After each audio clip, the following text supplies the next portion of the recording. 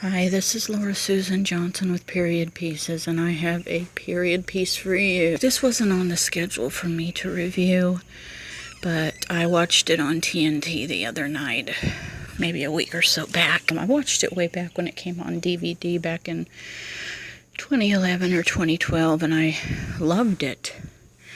I had read about some, I guess, what do you call it? Criticism from the black community, criticism from, Hollywood critics.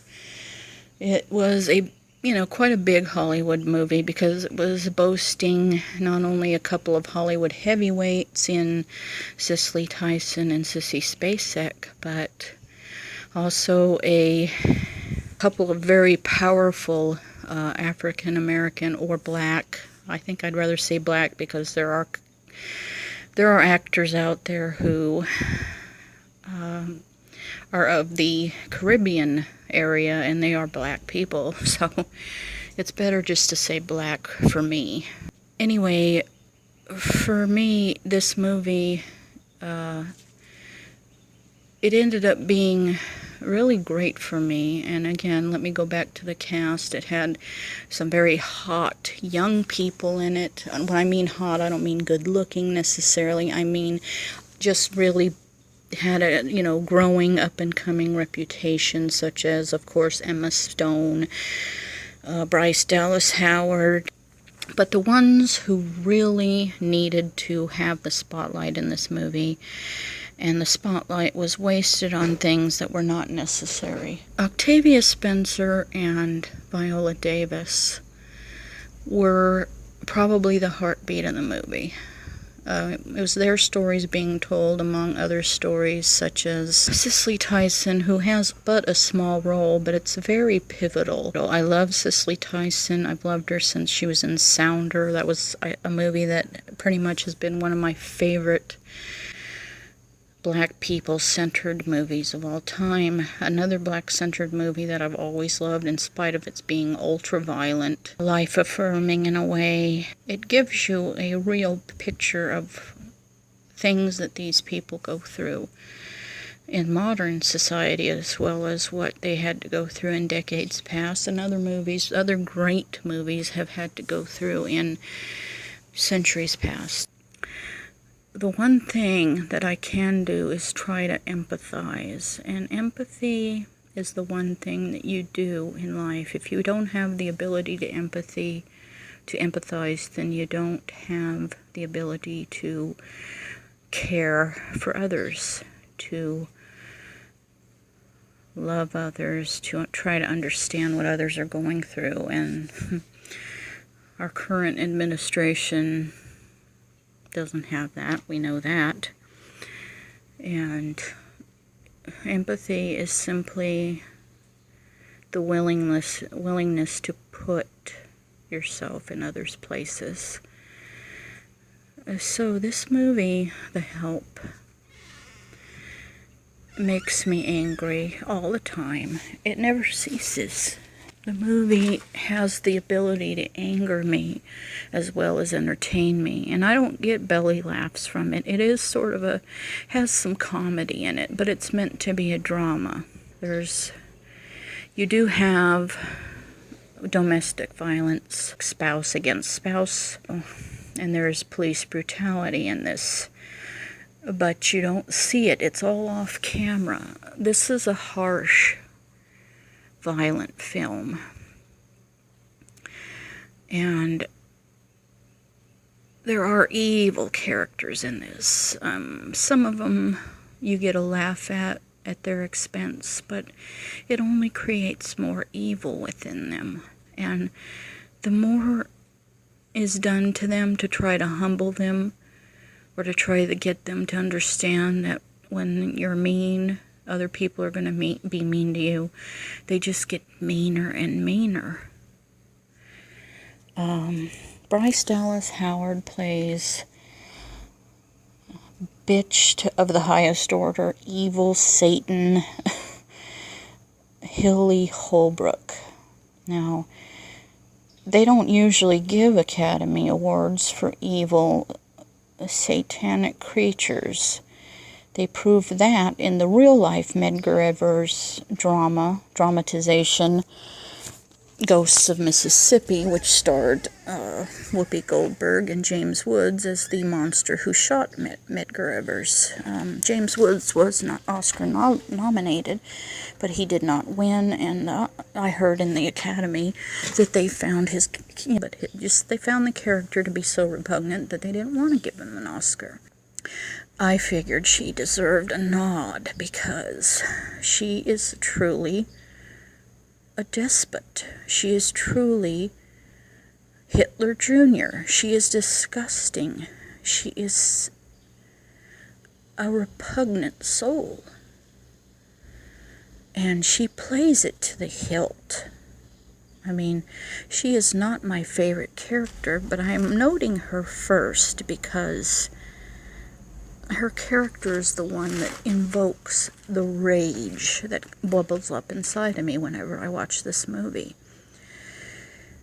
Minnie, on the opposite side of the spectrum, played by Octavia Spencer, is the one that I love the most in this movie. Neither of these are the main characters, but these are polar opposites. Minnie's my hero. I'm a white woman, and Minnie is a person that I would love to become. I don't even need to, if you've seen it, I don't need to reveal why. If you haven't seen it, let's just say that Minnie, in a time where blacks were not even allowed to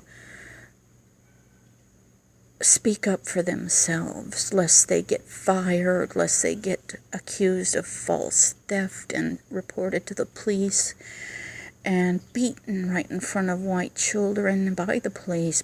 Police brutality against blacks. There was no justice system that was truly set up to defend them. She does things that quite possibly make one thing you had to suspend your disbelief about is why Hilly didn't have the police chase her down and beat her to death with their black sticks. But she must have been so embarrassed over what happened that she kept her mouth shut. Hilly is a whore. Hilly is the whore of hell. She is such a whore that she has a symbolic herpy on her mouth. She is a Mississippi herpy. And to me that just symbolizes how filthy she is. Not that I am putting down people with herpes. 1 in 6 adults today has herpes. But in those days, that was just another social stigma. VD. You know, how did she get her little herpy? And where else may she have them? Whose dick did she suck to get that herpy? I hated Hilly and I loved Minnie. The two focal points of our movie, however, are Eugenia, played by, and her nickname for some reason is the same nickname that mosquitoes get. Skeeter. She's played by a very beautiful, up-and-coming Emma Stone. Emma Stone is very good in this movie. Bright-eyed, naive, yet wanting to open up and learn about the world. Ready to soak up the knowledge of this harsh world like a sponge.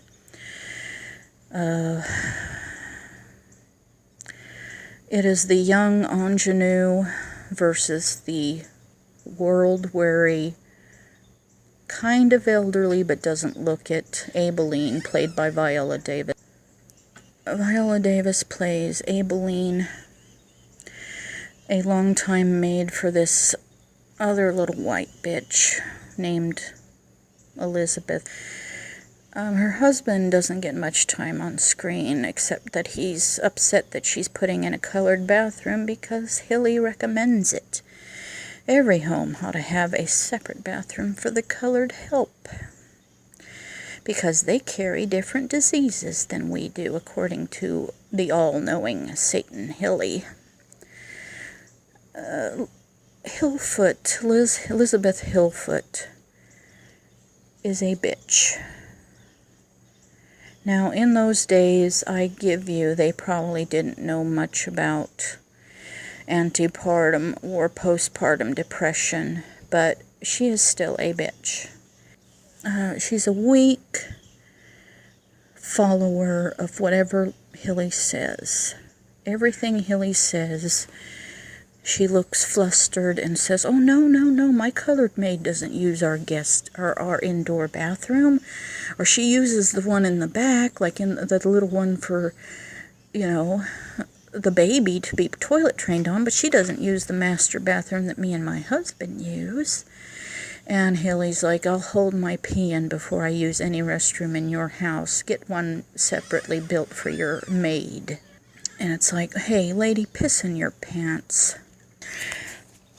And so you have young Skeeter, the graduate of Old Miss, the prestigious, very often mentioned in Hollywood movies that take place in Mississippi. Old Miss. Young Skeeter has a major in journalism. She wants to be a serious writer. This is in a time, contrary to Sandra Bullock's time, this is a time when young women are basically, this is just out of the 50s, the horrible 50s. The horrible 50s and the horrible early 60s before the Beatles invaded and started to turn America's viewpoints around. Now, again, I'll have to digress just a tad bit on personal levels. My grandma, a bigot, says that the Beatles ruined the United States.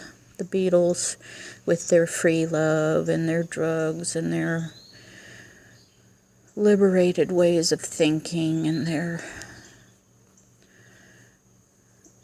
socialist British ways of doing things, ruined America's capitalist utopia.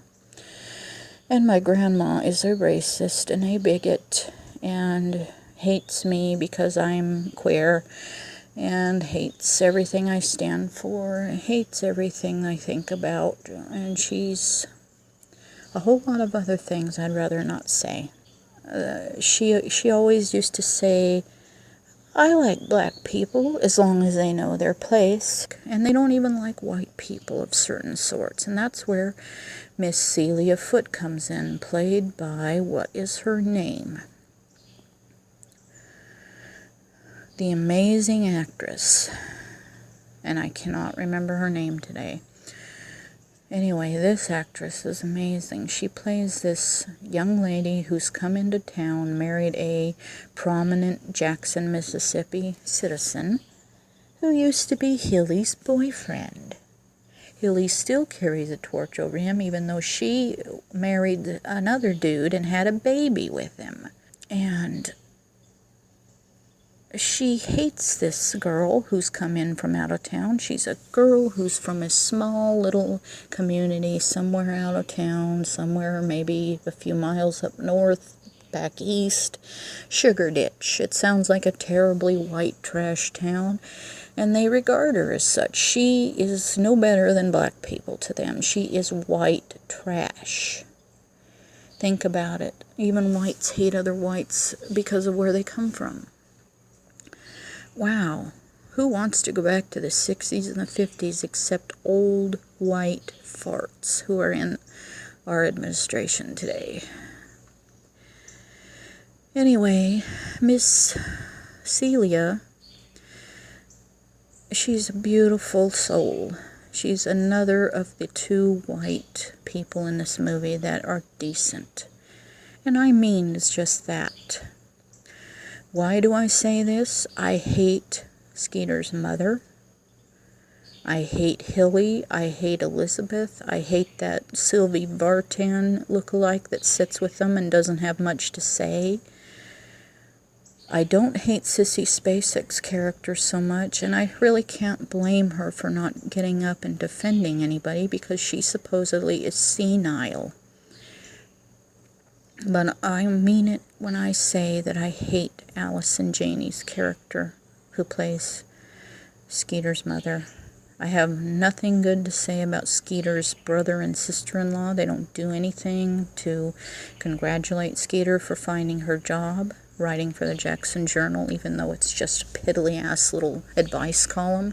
I have nothing good to say about any of the white people in this movie except for Skeeter and Celia. They're all pretty much a bunch of shit. The love interest, this throwaway love interest, Stewart, played by one of these Hollywood punks who are popular for some inexplicable reason. I mean, the character is absolutely a fucking douche from the moment he's on screen to the moment he leaves the movie. Every moment with him is a waste of fucking time that could have been given to Minnie's unseen abusive husband, to Abilene's story arc about her son and the loss of him. I mean, this is, in a way, this movie is typical fucking Hollywood, white-dominated Hollywood. But in another way, I cannot be mad at it. This is a movie that sometimes I'd like to riff, just take certain clips and riff them. Oh, goodbye, throwaway love interest. You sucked. You were of no interest in this movie.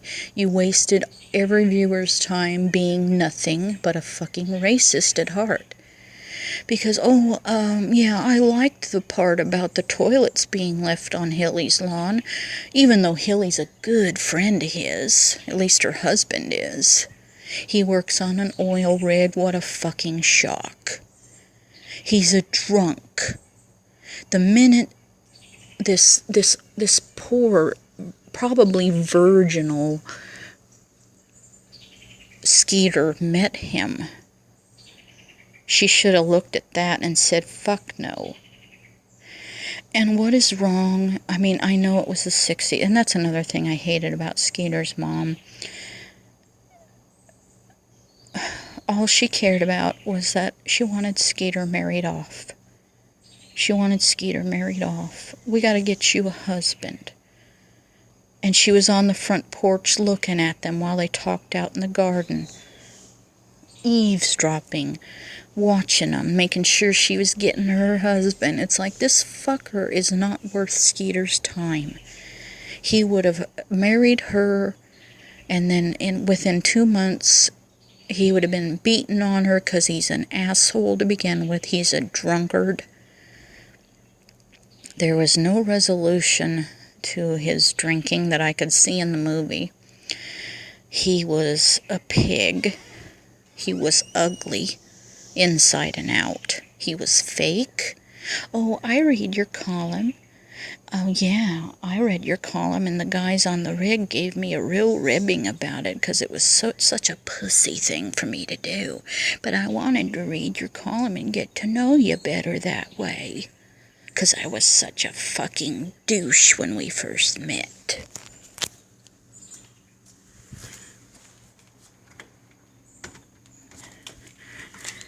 And I had never seen such a throwaway character probably in a movie in a long time. Such a waste of people's time and such a waste of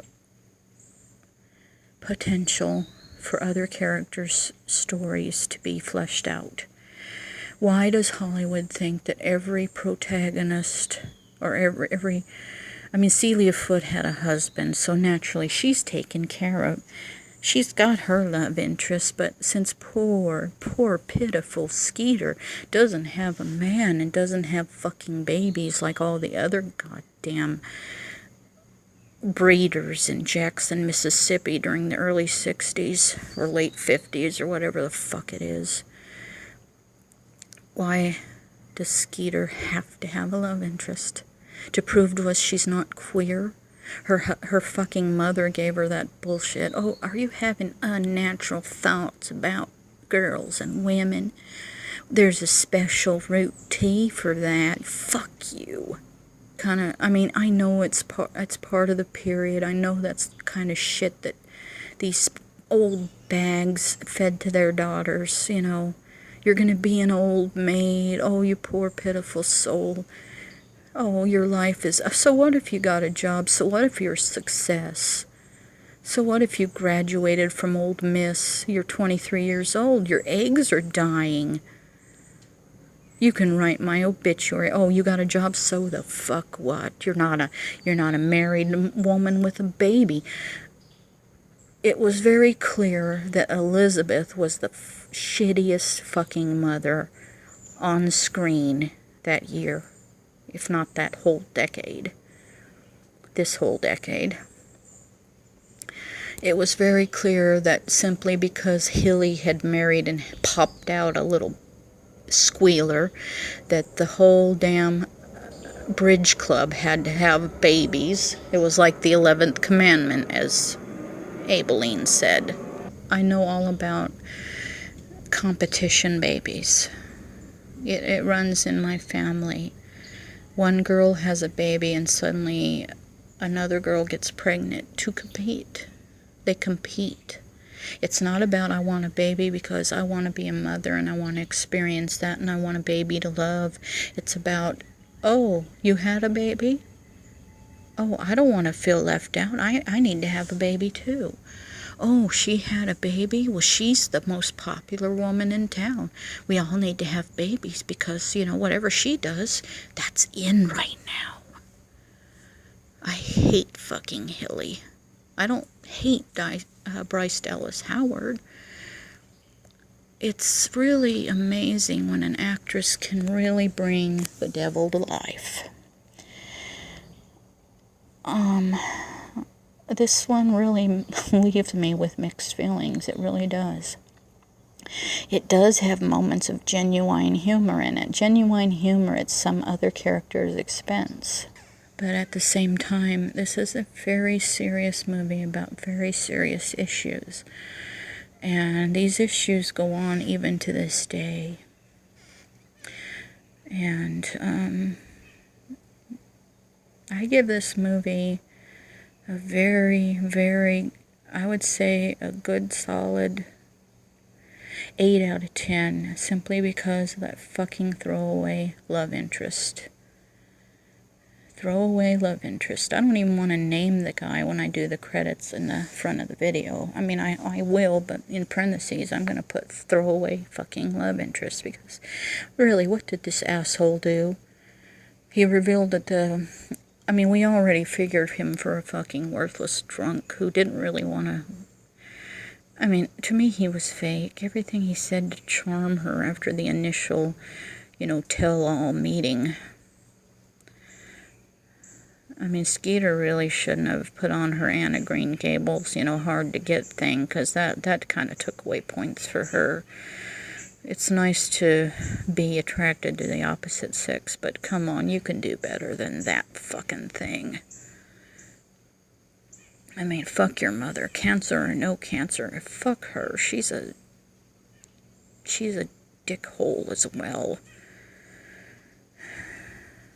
It's really sad when a lot of the white characters lack, or mainly all but 2 of the white characters lack any kind of charm. But this is realistic in a lot of ways. One other reason I hated Allison Janney's character is because of what happened with Cicely Tyson's character. I mean, that was indefensible, inexcusable, unforgivable. You do that to somebody who has been a faithful part of your household, a faithful, hard-working part of your household for almost 3 decades. All on account of pinch-faced old cunt played by that lady who, she's been in a lot of stuff, and she's a good actress. I'm not saying nothing about the actress, but she played pinch-faced old racist fucking cunt to perfection. She was in The Color Purple as another pinch-faced old racist cunt. Oh, The Help. You are such a hard movie to hate or love altogether. But I will give The Help a good solid 8 out of 10, just because. Bryce Dallas Howard should have been Oscar nominated for playing a monster, and Minnie got her Oscar. Octavia Spencer got her well-deserved Oscar, and I think that it's anchored down by Viola Davis very well as by Skeeter's kind of, white, early 60s freedom fighter. They had those, and they did put their lives on the line for speaking to black people, for acknowledging that black people are human. These kind of people really did exist. And this is a good story. I've seen reviews from black people who really did praise this movie, and I thought a lot of black people, a lot more than did, would have tons of, negative backlash to feed to this. And surprisingly, this has been widely received as mostly a very good movie. There's been a few negative reviews, but not as many as positive, and I'm happy about that. So even though this wasn't on my plans to review, I watched it recently because it happened to be on TV. And it was, of course, edited, so the word shit was replaced by spit. I think I'm going to order it on Amazon so I can watch it in all of its uncensored glory. And, but really, I do like this movie. I like it way more than I hate it. I only hate characters, and I only hate the reality of how people were treated, human beings, and I really do, sincerely. And I just wonder what it was like to film this, what it was like to film scenes like this, what it was like for the actors, the white actors, to have to be this horrible on screen. Anyway, I think I'm done rambling, so 8 out of 10. That's all for today.